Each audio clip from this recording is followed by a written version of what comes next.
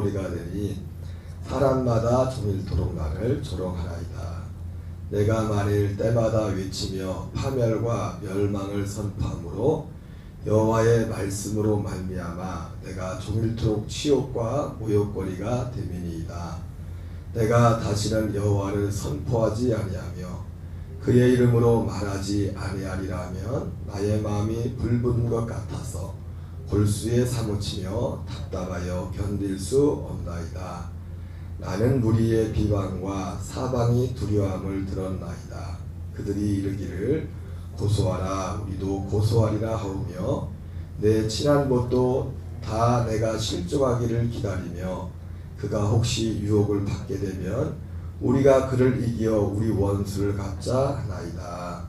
그러하오나 여호와는 두려운 용사 같으시며 나와 함께 하심으로 나를 박해하는 자들이 넘어지고 이기지 못할 것이오며 그들은 지혜롭게 행하지 못하므로 큰 치욕을 당하오리니 그 치욕은 길이 있지 못할 것이니이다. 의인을 시험하사 그 폐부와 심장을 보시는 만군의 여호와여 나의 사정을 주께 아뢰었사온즉 주께서 그들에게 보복하심을 나에게 보게 하옵소서. 여호와께 노래하라 너희는 여호와를 찬양하라. 가난한 자의 생명을 행악자의 손에서 구원하셨음이니라.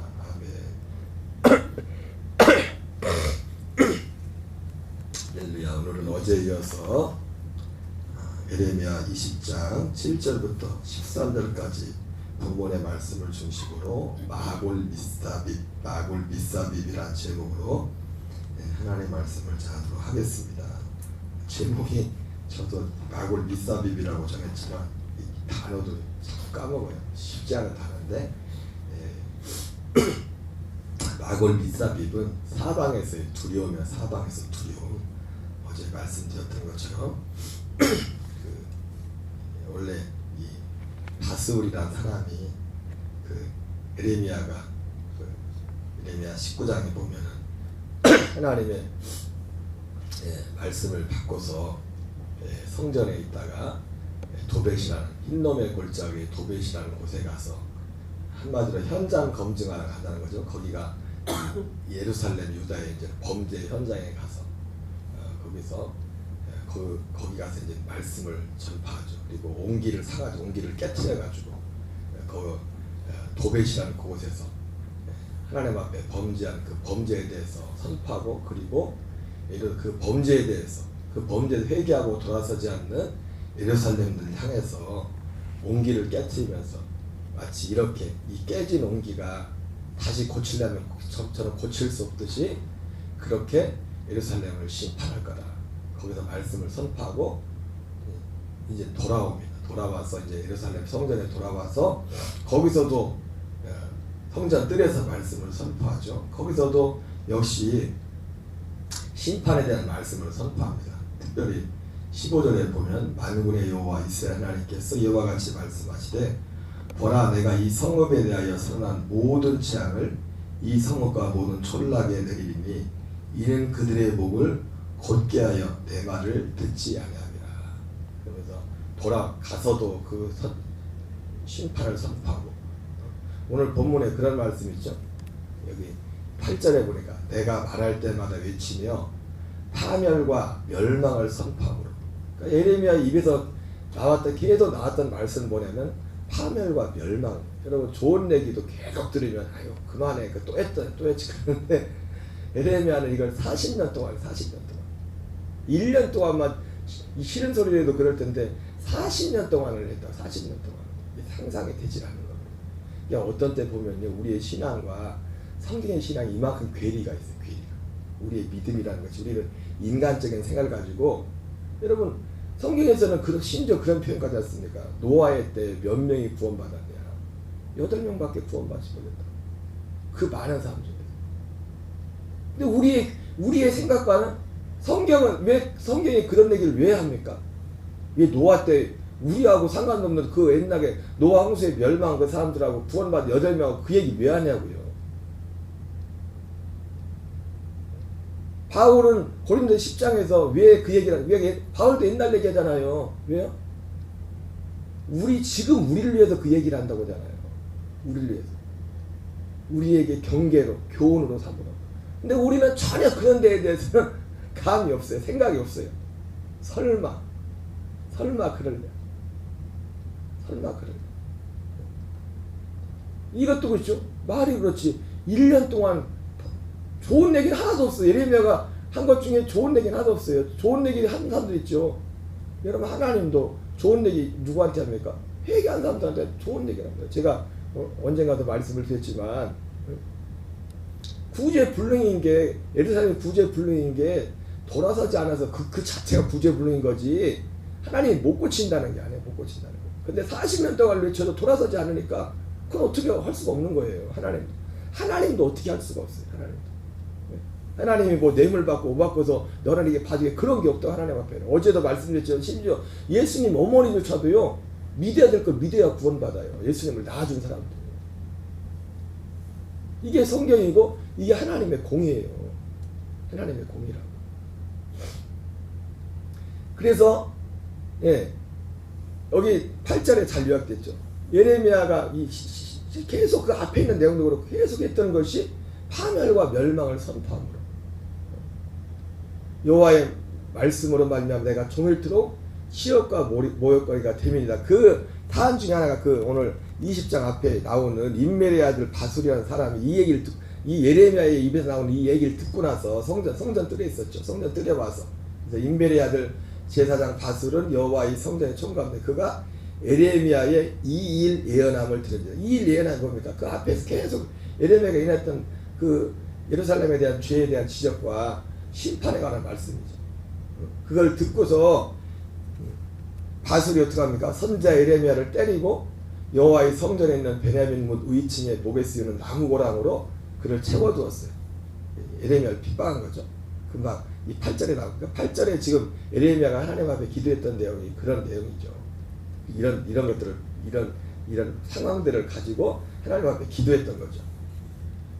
다음날 바술이 예레미야를 목에 쓰이는 나무 고랑에서 풀어주매 예레미야가 그에게 이르되 여호와께서 내 이름을 바술이라 아니하시고 마골 미사빕이라 하시더라. 바술의 이름을 마골 미사빕이라고 바꿨어요. 마골 미사빕이라는 것이 다른 번역에는 아주 마골 미사빕이 무슨 뜻인지 친절하게 번역도 되어 있더라고요. 다른 번역에는 사방의 두려움이라. 너 이제 앞으로 마골 미사빕. 바술이라는 이름은 보니까 특정하게 유독 웬만하면 이 성경에 나오는 이름에 다 의미가 나오거든요. 근데 바술이라는 이름은 의미가 이게 히브리어로도 이게 찾아봐도 별 의미가 딱히 나오질 않아요. 어쨌든 이 나쁜 의미는 아니겠죠. 바술이라는 이름이. 근데 이제는 마골 미사빕이라는 부정적인 이름. 그것도 사방의 두려움이라는 이름으로. 그 이름을 마골 미사빕이라고 사방의 두려움이라고 바꾼 것은 다른 것이 아니죠. 왜 그 하나님의 말씀에 회개하지 않으니까 예레미야를 통해서 예언됐던 그 말씀이 그대로 이루어질 거라는 겁니다. 근데 그 첫 번째가 네가 첫 번째가 될 거라. 너 같은 사람이 첫 번째 대상이 될 거야. 첫 번째 대상이. 마골 미사빕이라 하시느니라. 여호와께서 이같이 말씀하시되 보라 내가 너와 네 모든 친구에게 두려움이 되리니 사방의 두려움이랬죠. 마골 미사빕이 그들이 그들의 원수들의 칼에 엎드려질 것이요.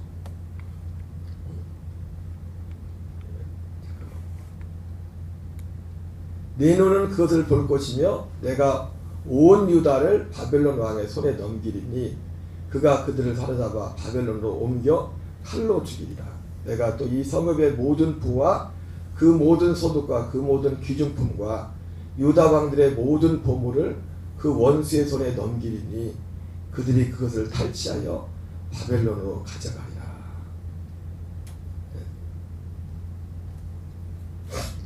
바스오라 너와 내 집에 사는 모든 사람이 포로되어 옮겨지리니 네가 바벨론에 이르러 거기서 죽어 거기 묻힐 것이라. 너와 너의 거짓 예언을 들은 네 모든 친구도 그와 같으리라 하셨느니라. 그러니까 바술뿐만 아니라 바술의 친구들과 그리고 바술의 거짓 예언을 들은 모든 친구도 그와 같이 되리라. 여러분 이런 사실은 제가 언젠가 말씀드렸지만은 이 구약 성경에는 사실은 천국 지옥 얘기 같은 게 안 나오잖아요. 그죠? 안 나오고 어쨌든 하나님의 심판이나 복이 육신적인 것으로 나온단 말이에요. 바벨을 포로가는 것들. 근데 이런 것들이 왜 이것이 어떤 면에서 신약을 치면은 하나님의 구원과 이건 육신적인 거지만 우리의 구원의 어떤 예표와 같은 것으로 이게 나타나는 거예요. 예표로. 육신적인 거지만 여기는 육신적인 심판을 하죠. 그리고 제가 앉아서 말씀했지만은 위에 사람들이 근데 이런 심판들은 특별히 다른 민족이보다 이스라엘에게 그게 유독이야. 이스라엘을 중심으로 하나님이 보여줬단 말입니다. 그리고 오늘날 뭐 이런 식으로 뭐 구약 때처럼 뭐 하나님 심판에 막 그렇게 물론 때때로 임하지만 이게 뭐 항상 일어나는 건 아니잖아요. 자주. 근데 왜 이런 걸 기록? 이것이 누구 뭐 겁주려고 협박하려고 그게 아니라 이것이 무슨 우리의 영원한 구원의 문제 어떤 상징적인 그 모습이기 때문에 이 말씀이 중요한 거예요. 지금 당장 어쩌면 당장 하나님의 말씀 어기고 때 막 때리고 막 그러면 오히려 뭐 유익하게 그 바로 더 돌아서고 그게 아니라 이것이 어떤 우리의 구원의 모습을 보여주는 거예요. 구원의 모습, 영원한 구원의 모습을 이 구약의 이 모습들이 이 구약에서는 단지 하나님의 육신적인 물리적인 심판과 이런 것들로 나타나는 것 같지만은 사도 바울도 고린도 10장에서 말했던 그것이 멸망을 받았다. 이 멸망이라는 것을 아니 그런 식으로 따지면 사도 바울도 멸망당한 거예요. 육신적인 것로 따지면. 그래요 안 그래요? 사도 바울이 고린도 10장에서 다뤘던 게 다 뭐예요? 육신적으로 징계받고 하나님의 심판받은 거잖아요. 근데 왜 그게 육신적인 심판으로 끝이라면 그걸 뭐라 기록해 사도 바울이. 그 모습들이 영원한 것과 연결되기 때문에 사도 바울이 말하는 거예요. 사도 바울은 계속 말하지 않습니까? 바울이 바라봤던 것은 내가 만약 바라는 것이 이 세상의 삶이 전부라면 내가 가장 불쌍한 자다. 사도 바울은 멸망받은 자죠. 사도 바울은 심판받은 자죠. 그의 삶이 자체가.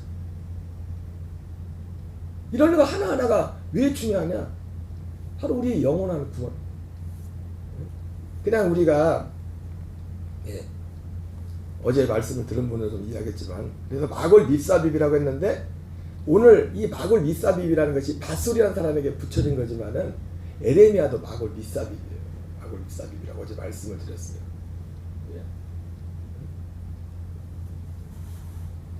이 밧술이라는 사람은 하나님의 말씀을 거부하고로 마골 밉사빕이에요. 사방에 두려. 에레미야는 하나님의 말씀을 전함으로 인하여 그에게 원치 않은 마골 밉사빕. 씨 뿌리는 비에 나온 것처럼 하나님의 말씀으로 인하여 환란이 에레미야에게 온 거예요. 그래서 이제 7절부터의 말씀이 사실 그 내용을 말하는 거예요. 지금 에레미야가 그 내용을 하는 거예요.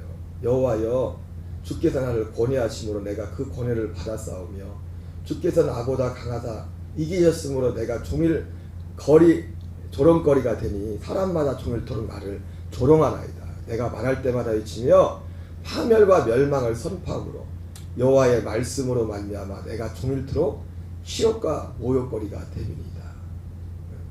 이 종일 치욕과 모욕거리가 됨. 그래서 에레미야가 어땠습니까? 내가 다시는 여호와를 선포하지 않으며 그의 이름으로 말하지 아니하리라 하면 왜요? 이 에레미야도 이 하나님의 말씀을 선포함으로 사방에 두려워 사방에 안 만들어 말하는 적들이 생겨 적들이. 그러나 나의 마음이 불분 같아서 골수에 사무치니 답답하여 견딜 수 없나요? 하나님 말씀으로 인하여 에레미야는 마골 밉사빕이 됐어요. 마골 밉사빕. 40년 동안 마골 밉사빕. 그래서 10절에는 나는 무리의 비방과 사방이 두려움을 들었나이다. 그들이 이르기를 고소하라 우리도 고소하리라 하오며 내 칠한부터 다 내가 실족하기를 기다리며 그가 혹시 유혹을 받게 되면 우리가 그를 이기어 원수를 갚지 않아이다. 왜? 이 두려움. 여기서 두려움 여기 사방의 두려움을 드러나 여기 나오죠. 이게 마골 이 원문으로 보면 마골 밉사빕이에요. 여기도 보면은 아까 밧술이라서 하면 아예 자체 이름을 마골 밉사빕이라고 이렇게 이름을 그렇게 붙였지만 여기 20장 10절에는 나는 무리의 비방과 사방이 두려움을 들었나이다. 사방의 두려움이 뭡니까? 사방에서 에레미야를 지금 죽이려고 하는 거예요.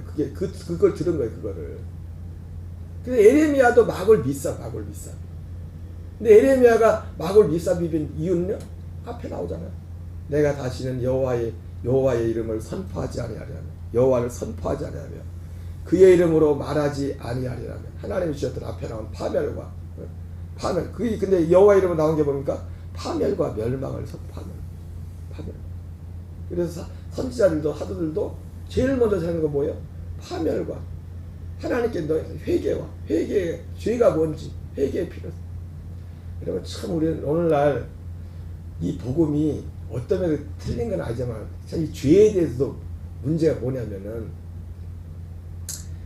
지금 이 모든 문제가 사실은 모든 주제가 성경의 주제는 뭐라고 딱 하나라 했죠.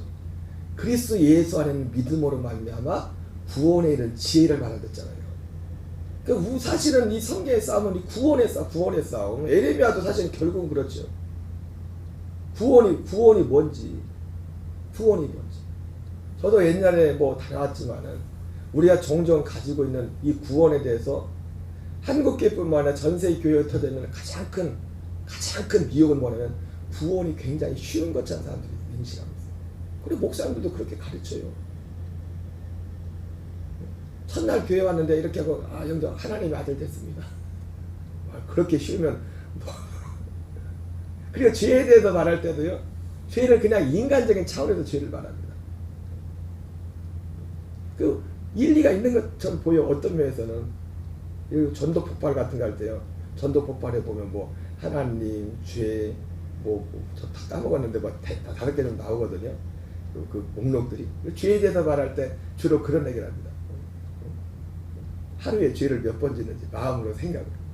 그렇게 따지면 그 마음 생각에서 거기에 빠져나갈 사람이 어디 있어요? 그 생각으로. 그러면서 그래서 예수님 원래 죽었다. 죄인.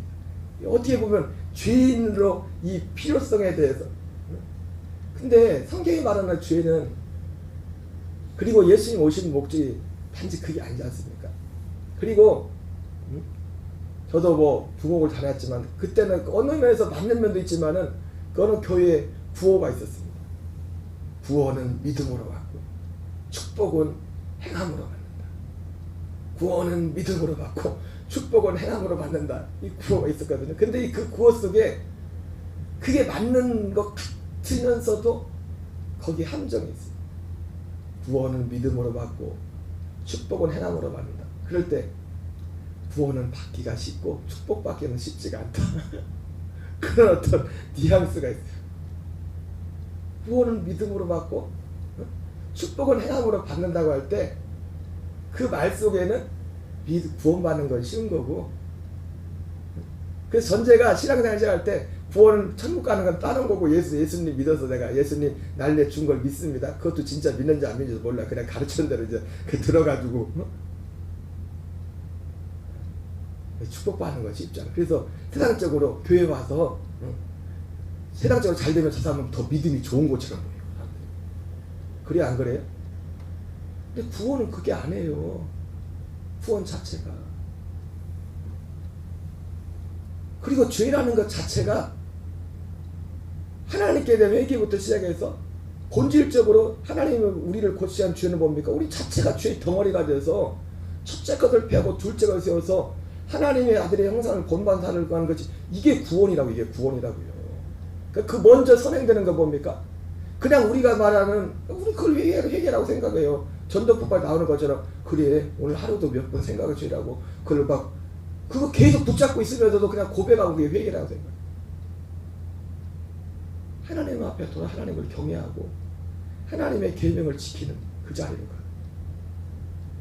그게 구원의 열매고, 구원의 회개의 열매고, 회개의 열매. 그 세례요한은 실제로 구체적으로 말할 때도 뭐를 돌아서라고. 엘리야의 하나님 앞에 하나님의 계명을 지키는 거예요. 하나님의 계명의 기준이 회개의 핵심이 뭐냐면 하나님께로 왔어요.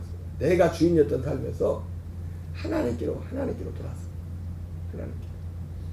제가 오랜만에 요즘 페이스북을 가끔씩 들어가는데 2017년도에 저에게 오셨던 지영원 목사님이라고 뉴욕의 거리전도사 계시지 않습니까?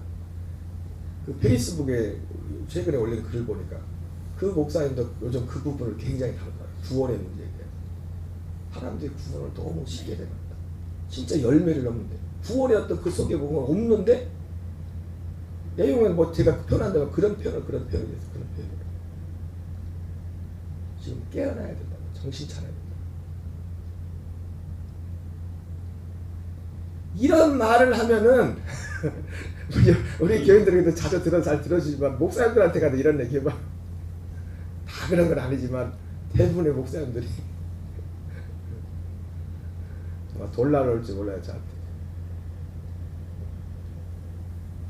그리고 오늘 말씀의 요는 그겁니다. 제가 드리려고 하는 거는 에레미야가 결국은 에레미야도 마골 밑삽입이 됐어요. 그러나 우리는 어제 말씀했지만 우리는 모든 사람이 마골 밑삽입이에요. 근데 어느 쪽을 선택할까요 지금? 예? 다 모든 사람 여기 우리 교회 나오는 분들 다 마골 밑삽입입니다. 무슨 말씀인지 아세요? 다 마골 밑삽입이에요. 근데 바술과 같은 마골 밑삽입이 될 건지 에레미야 같은 마골 밑삽입이 될 건지 이걸 선택해야 돼요. 그 기준은 마골 밑삽입의 기준은 뭐였어요? 하나님의 말씀이었다고. 말씀을 거부함으로 인하여 바술은 마골 밑삽입이 됐고 에레미야는 하나님의 말씀을 마음에 담음으로 마음에 혼자만 담고 있었던 것도 아니죠. 그걸 말함으로 혼자만 가만히 있었으면 욕먹을 일도 없어요. 그죠? 저도 우리 제 얘기를 들어준다 몇 분 되지도 않지만 저 혼자만 알고서 저희 집사람하고만 알고 우리 교인들한테는 그냥 다 지키지 얘기만 하면 저도 저는 뭐 에레미야에 비하면 조족지혈이죠. 뭐 제가 뭐 말씀 때문에 뭐 큰 핍박을 당한 것도 아니고. 근데도 가끔씩 이런 식으로 핍박을 안 해도 뭐 이 말씀에 대해서 그런 분들이 계시지 않습니까?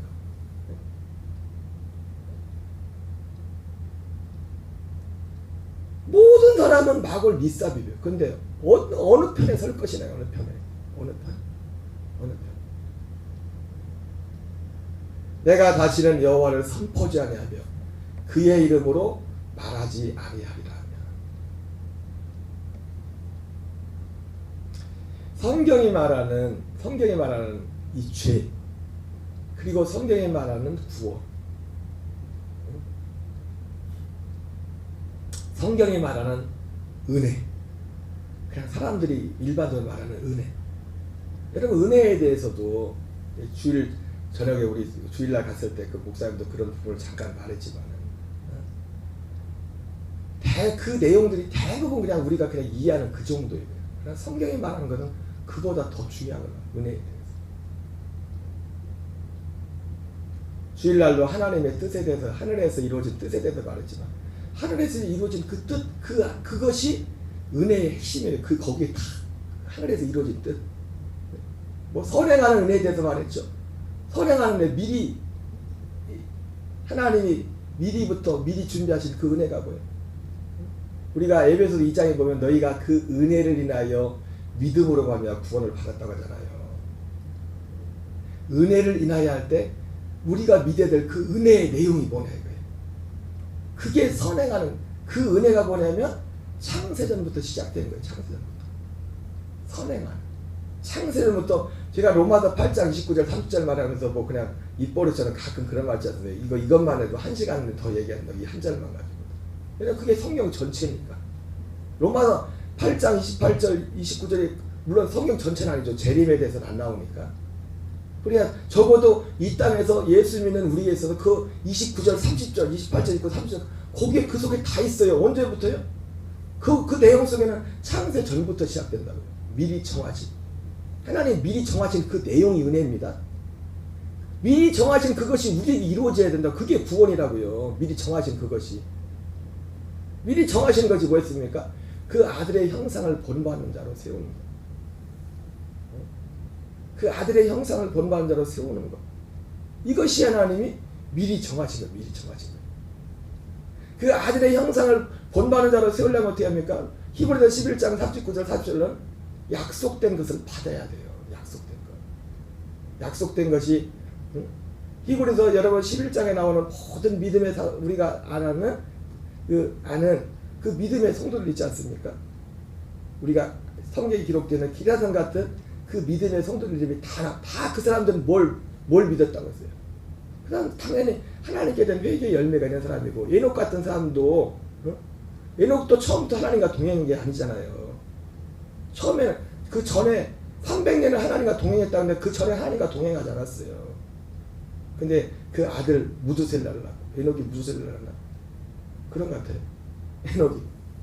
근데 유다서에서는 에녹이 무두셀라를 낳을 때 무슨 일이 일어났냐면 하나님의 심판을 받답니다. 그 에녹의 삶이 그 기점으로 해서 그 삶이 돌아섰단 말이에요. 그래서 하나님의 심판을 보고서 에녹이 300년 동안 하나님과 동행했다고요. 여기는 저를 포함해서 우리 녹동감에 난 모든 교인들에게 하나님의 심판을 보는 은혜를 부어달라고 기도해요.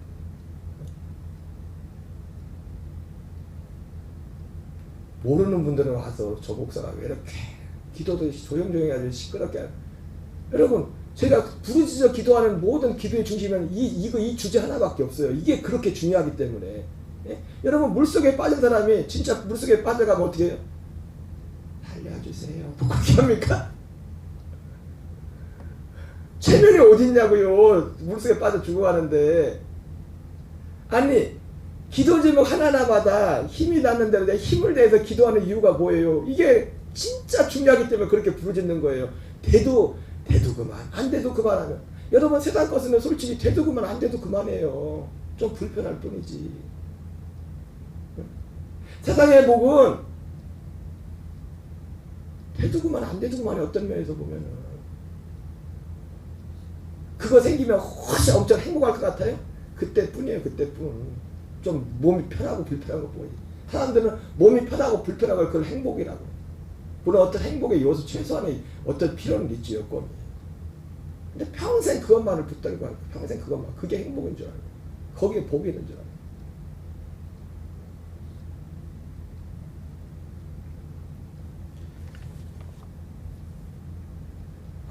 오늘 본론으로 들어갔어야 했는데 여기까지만 할게요. 너무 이어서 하겠습니다.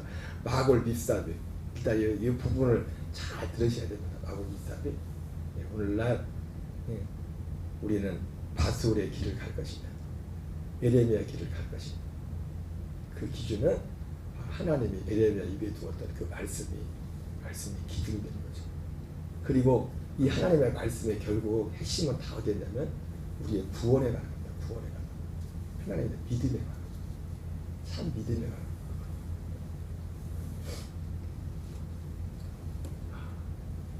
나의 마음이 불불 같아서 골수에 사무치니 답답하여 견딜 수 없다. 그러니까 여러분 제 입을 막을 길이 없어요. 제 입. 여기까지 하겠어요. 더 이어서 하면 너무 길어질 것 같아요. 오늘 하루도 오늘 말씀을 잘 정리하시면서 일단 우리 마음이 오늘 들었던 말씀을 기억하면서 우리는 에레미야 길을 가게 해주시오. 기도하는 저와 여러분 되시기 바랍니다. 우리 주기도문으로 마치겠습니다. 하늘에 계신 우리 아버지여, 이름이 거룩히 여김을 받으시오며 나라의 마옵시며